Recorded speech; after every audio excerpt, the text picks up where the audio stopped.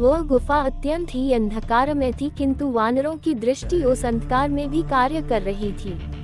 उनका तेज और पराक्रम अवरुद्ध नहीं होता था और उनकी गति वायु के समान थी। तीव्र वेग के साथ वे उस गुफा के भीतर पहुंच गए। भीतर पहुंचकर उन्होंने देखा कि वह स्थान अत्यंत उत्तम, प्रकाशमान और मनोहर था। चारों ओर साल, ताल, तमाल, नागकेसर, अशोक, धव, चंपा, कनेर आदि के पुष्पयुक्त वृक्ष दृष्टिगत हो रहे थे। वे सभी वृक्ष सुवर्णमय थे, उनसे अग्नि के समान प्रभा निकल रही थी और उनके फल फूल भी सुनहरे रंग के थे। इन वृक्षों में लगे मूंगे और मणियों के समान चमकीले फूलों और फलों पर सुनहरे रंग के भौरे मंडरा रहे थे। सूर्य जैसी आभा वाली कांचन वृक्षों से घिरे अनेक विशाल सरोवर भी दिखाई पड़े, जिनमें स्वर्ण कमल और सुनहरे मत्स्य शोभा पा रहे थे। उन्होंने वहां पर सोने और चांदी से बने हुए बहुत सारे भवन भी देखे, जिनकी खिड़की ढांकी हुई थी। स्वर्ण तथा रजत से निर्मित विमान भी दृष्टिगत हो रहे थे। वहां रखे हुए अनेक पात्रों में सोने, चांदी और कांसे के ढेर भरे हुए थे। बहुमूल्य सवारियां, सरस मधु, महामूल्यवान दिव्य वस्त्रों के ढेर, विचित्र कंबल एवं कालीने, मृगचर्मों के समूह आदि भी जहां तहां रखे हुए थे। कुछ दूर जाने पर उन्हें वकल और काले रंग का मृगचर्म धारण किए हुए एक स्त्री दिखी, जिसका मुख तपस्या के तेज से दमक रहा था।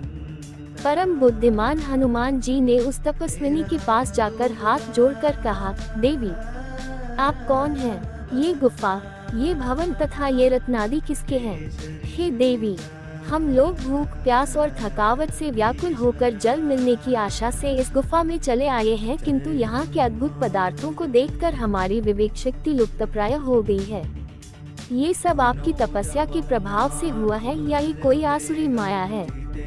तपस्विनी ने ये कहकर कि तुम सब पहले भोजन ग्रहण कर लो, उन सभी को शुद्ध भोजन, फल मूल आदि दिया।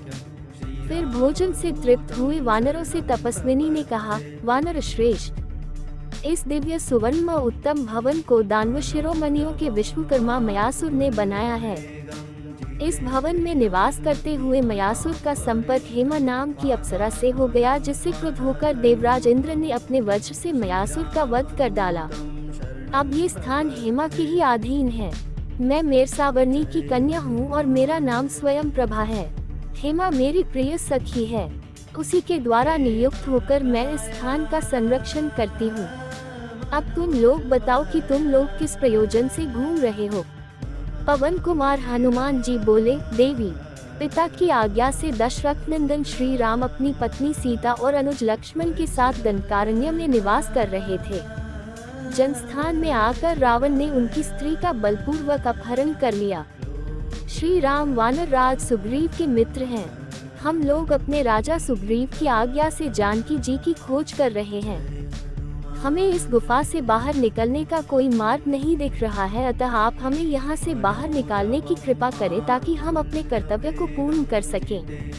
तपस्विनी स्वयं प्रभा ने कहा, श्रेष्ठ वानरों, यद्यपि इस स्थान में आ जाने वाला जीवन भर यहाँ से बाहर नहीं निकल सकता, किंतु मैं अपने तप के प्रभाव से तुम सबको यहाँ से बाहर निकाल दूंगी। तुम सभी अपनी आंखें बंद कर लो। वानरों के आंख मूंदते ही स्वयं प्रभा ने निमिष मात्र में उन्हें गुफा से बाहर निकाल कर कहा, अब तुम अपनी आंखें खोलो। ये देखो, तुम्हारे समक्ष महासागर लहरा रहा है, तुम्हारा कल्याण हो। इतना कहकर तपस्विनी स्वयं प्रभा अपने स्थान में वापस चली गयी।